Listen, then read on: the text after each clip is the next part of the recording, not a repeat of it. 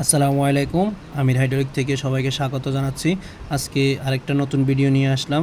আজকে খুবই interesting video. আমি একটা হাইড্রোলিক সার্কিট অঙ্কন করেছি, ছোট্ট একটা হাইড্রোলিক সার্কিট। তো এই হাইড্রোলিক সার্কিটটাতে কী কী সিম্বল আমরা ব্যবহার করেছি, কী কী কম্পোনেন্ট ব্যবহার করেছি এ সম্পর্কে বিস্তারিত আলোচনা করব।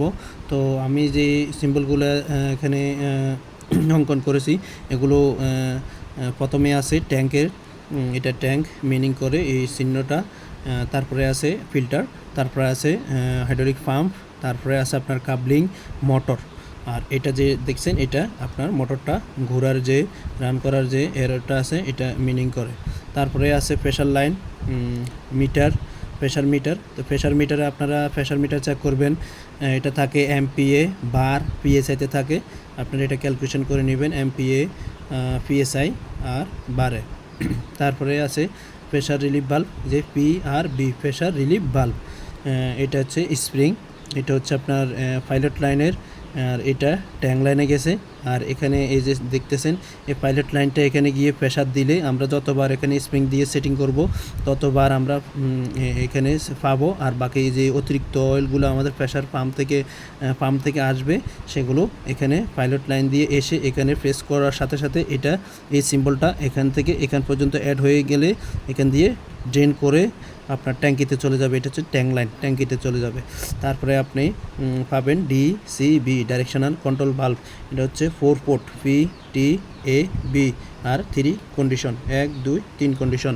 এখন আপনি পি হচ্ছে আপনার প্রেশার লাইনের, এখানে প্রেশার লাইন দিয়ে যায় পি, তারপরে থাকবে আপনার টি, তারপরে আছে এ এবং বি, এই দুইটা লাইনে চলে যাবে। সরি।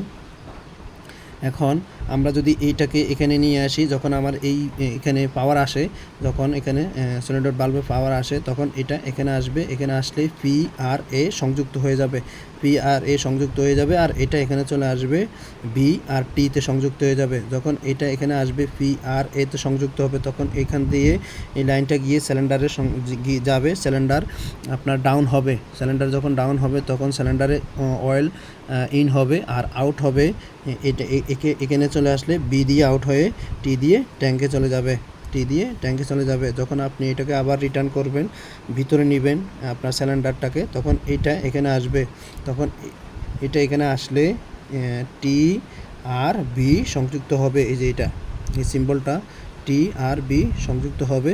টি আর বি সংযুক্ত হয়ে এখান থেকে অয়েল ভিতরে যাবে সিলিন্ডারের, যখন উপরের দিকে যাবে আর উপরের যে অয়েলগুলো আছে এগুলো বের হয়ে এখানে আসবে, এ আর টি সংযুক্ত হবে। এই যে এই সিম্বলটা এখানে দেওয়া আছে, এই যে মার্কিং করা আছে, এই সিম্বলটা এখান থেকে এখানে গিয়ে ট্যাঙ্কে চলে যাবে। এখন আপনি যে সিলিন্ডারটা ওয়ার্কিং করাবেন, এই ওয়ার্কিং করার সাথে এখানে যখন আসবে PRA এখান দিয়ে যাবে, তখন আমি এখানে আরেকটা সিম্বল ইউজ করেছি। এই সিম্বলটা হচ্ছে flu control bulb plus NRB নন return bulb plus flu control bulb check bulb বা চেক বাল্ব বলা হয়, বা NRB বলা হয় নন রিটার্ন বাল্ব। এই যে এখানে নন রিটার্ন বাল্ব বা চেক বাল্ব এখান দিয়ে আপনার যখন যাবে তখন আমাদের ফ্লু কন্ট্রোল বাল্ব এখানে আমরা যতটুকু সেটিং করে রাখবো ততটুকুই যেতে পারবে, পরিপূর্ণভাবে যেতে পারবে না। সেজন্য আমি এখানে এই যে NRB দিয়েছি, এখান দিয়ে ঘুরে এখানে যাবে। আর যখন রিটার্ন করবে তখন এখানে এই যে NRB লাগানো আছে, নন রিটার্ন বাল্ব লাগানো আছে, এখান থেকে অয়েলটা যেতে পারবে না। তখন এখানে যতটুকু একদম স্লোলি এটা উপরে যাবে। আমি যতটুকু আপনার সেটিং করে রাখবো স্প্রিং দিয়ে, এই স্প্রিংটা ঘুরিয়ে ফ্লু কন্ট্রোল বাল্বে, ততটুকুই আমার এই রিটার্নে ট্যাঙ্কিতে যাবে। যদি আমি একটু বেশি দিই তখন স্পিডে যাবে, যদি আমি কমারি বাড়তে আমার অর্থাৎ রেগুলেটিং করতে পারবো আমি এখানে। আর যখন আমার উপরের দিকে যাবে, এখানে আরেকটা আছে দেওয়া আছে, এই যে এখান থেকে উপর দিকে যাবে তখন আপনার এখানেও একটা অনলি সিম্বল দেওয়া আছে ফ্লু কন্ট্রোল বাল্বের। এখানে NRB নাই, আমি শুধু বোঝানোর জন্য দিয়েছি, এখানে NRB নাই। আবার আপনি এই সিস্টেমটা এখানেও লাগাইতে পারেন। যখন উপরের দিকে যাবে তখন আপনার এই যে নন রিটার্ন বাল্বটা এখানে থাকতে পারে, এখানেও থাকতে পারে। আপনি যেভাবে সুবিধা হয় আপনার সার্কিটে যেভাবে আপনার ওয়ার্ক প্রিন্সিপাল যেভাবে প্রয়োজন হয়, মানে আপনি কাজটা যেভাবে করবেন ওইভাবেই আপনি আপনার মতে করে নিতে পারেন বা করে নিতে হবে বা থাকে। তো আপনি এটা এখানেও লাগাইতে পারেন, এখানেও লাগাইতে পারেন, বা এখানে নাও থাকতে পারে, না দিলেও আপনার এটা সিস্টেম অনুযায়ী আপনার ওয়ার্ক অনুযায়ী আপনার এটা কাজ করবে। তো আপনার এটা হচ্ছে ফ্লো কন্ট্রোল বাল্ব, নন রিটার্ন বাল্ব, চেক বাল্ব। তারপরে আপনার এটা হচ্ছে PRB প্রেশার রিলিফ বাল্ব। তারপরে এটা হচ্ছে ডিসিবি ডাইরেকশন কন্ট্রোল বাল্ব।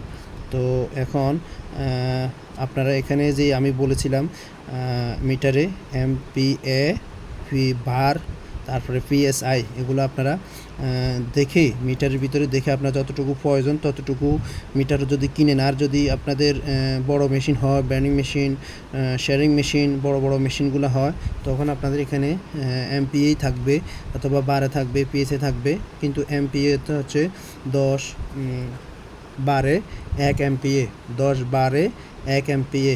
তারপরে যাই আপনার 1 বারে আপনার 14.5 PSI এ 1 বার, আর 1 বার সমান 1 কিলো হয়ে থাকে। তো আপনারা এগুলা ভালো করে এখানে পড়ে নেবেন, দেখে নেবেন কতটুকু প্রেশার এখানে আসছে।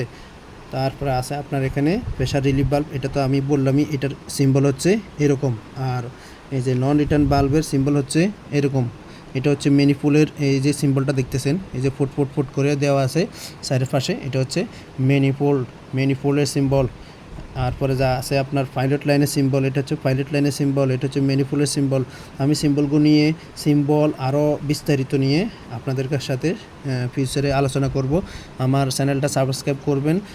ফিউচারে যদি সাবস্ক্রাইব কমেন্ট করেন, আমাকে উৎসাহ দেন, আমি ভবিষ্যতে আরও ভালো সার্কিট নিয়ে আসবো, বড় সার্কিট, যেটা হাইড্রোলিক ইলেকট্রিক রিলেটেড, দোনোটাই অটোমোশন রিলেটেড।